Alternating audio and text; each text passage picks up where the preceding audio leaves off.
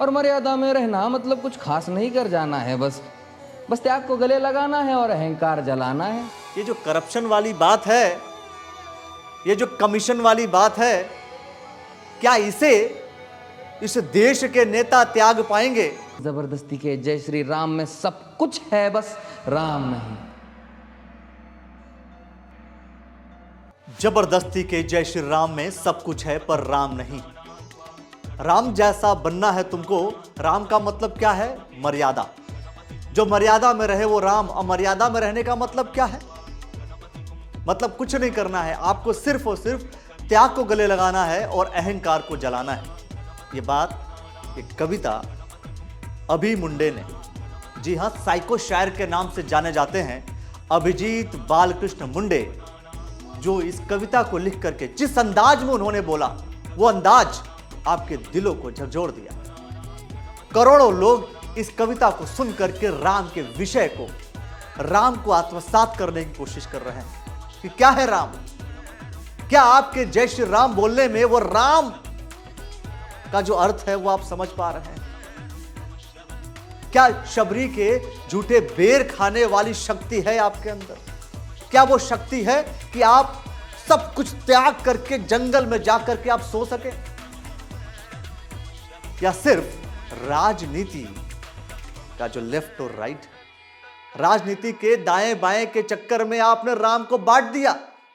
ये राजनीति का दाया बाया जितना मर्जी खेलो तुम चेतावनी को, लेकिन मेरी अपने जहन में डालो तुम। निजी स्वार्थ के खातिर अगर कोई राम नाम को गाता हो तो खबरदार अगर जुर्रत की और मेरे राम को बांटा तो।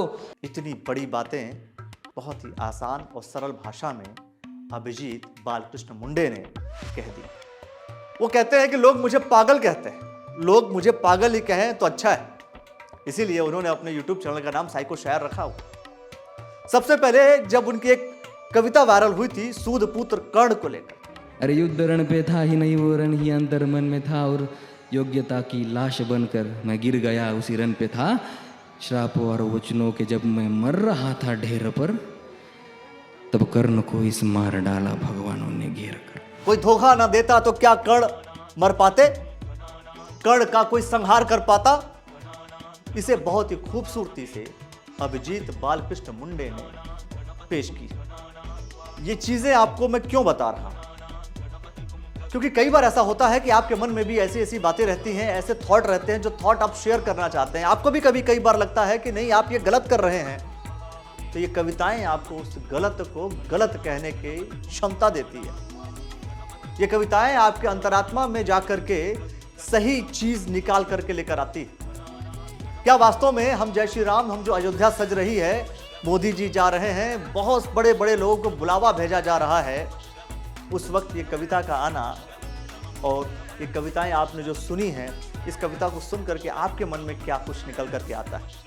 मुझे तो ये बात बहुत अच्छी लगी कि जबरदस्ती के जय श्री राम में सब कुछ है पर राम नहीं। ये तुम लोगों के नाम जपो में पहले सा आराम नहीं, इस जबरदस्ती के जय श्री राम में सब कुछ है, बस राम नहीं। और मर्यादा में रहना मतलब ज्यादा नहीं कुछ कर जाना है, त्याग को गले लगाना है और अहंकार जलाना है। हाँ, वही त्याग, उसी त्याग की बात कर रहा हूं कि आपके पास करोड़ों अरबों खरबों रुपए हैं और आपको और चाहिए। उसी त्याग की बात कर रहा हूं, उसी अहंकार की बात कर रहा हूं कि जब आप किसी पद पर चले जाते हैं, विधायक बन जाएंगे, सांसद बन जाएंगे, मंत्री बन जाएंगे, मुख्यमंत्री बन जाएंगे, अहंकार कितना आता है। लेकिन जय श्री राम और राम का जिक्र जरूर करेंगे। हम बहुत से देवी देवताओं का जिक्र करते हैं, हम राम का जिक्र करते हैं, पर राम सा बन पाने में कितने कदम हम अपने आप को आगे बढ़ाते हैं। महत्वपूर्ण यह है, क्या यह महत्वपूर्ण है कि हम सिर्फ किसी चीज को लेकर के जोर शोर से चिल्लाते रहें, कहते रहें? या महत्वपूर्ण यह है कि हम जिस इष्ट देव का बार बार शब्दों का प्रयोग कर रहे हैं, जिस इष्ट देव को हम याद कर रहे हैं, उस इष्ट देव के नक्शे कदम पर एक कदम हम चल पा रहे हैं क्या? महत्वपूर्ण यह है। मैंने कहा ना कि त्याग को गले लगाना है और अहंकार को जलाना है। अहंकार कौन जला पाता है हमें नहीं पता, और वास्तव में त्याग कोई कर पाता है या नहीं। हालांकि मैं सही बताऊं तो भारत में बहुत से ऐसे बिजनेसमैन रहे हैं जिन्होंने सब कुछ त्याग करके धर्म का मार्ग चुना, सब कुछ त्याग दिया अनाथों के लिए, सब कुछ त्याग दिया गरीबों के लिए, सब कुछ त्याग दिया उन आवश्यकताओं से जिनको आवश्यकता है, नीडी लोगों के लिए। लेकिन भैया, जो लोग जिस राजनीति के तहत बहुत सारी विषयों पे चर्चा करते हैं, क्या ये नेता कुछ त्याग पाएंगे? क्या ये नेता, ये जो करप्शन वाली बात है, ये जो कमीशन वाली बात है, क्या इस देश के नेता त्याग पाएंगे? मैं कहता हूं तभी राम सच में उनके आराध्य बन पाएंगे। फिलहाल अपनी बात नहीं, अभिजीत बालकृष्ण मुंडे के द्वारा ये जो कविता सुनाई गई है, उससे सुन करके क्या कुछ आप कहना चाहते हैं, कमेंट सेक्शन में अपनी प्रतिक्रिया अवश्य दे दीजिए दोस्तों।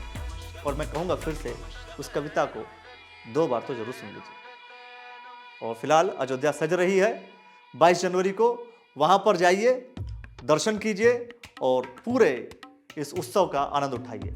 जय श्री राम, और देखते रहिए द न्यूज़ वाला नेटवर्क।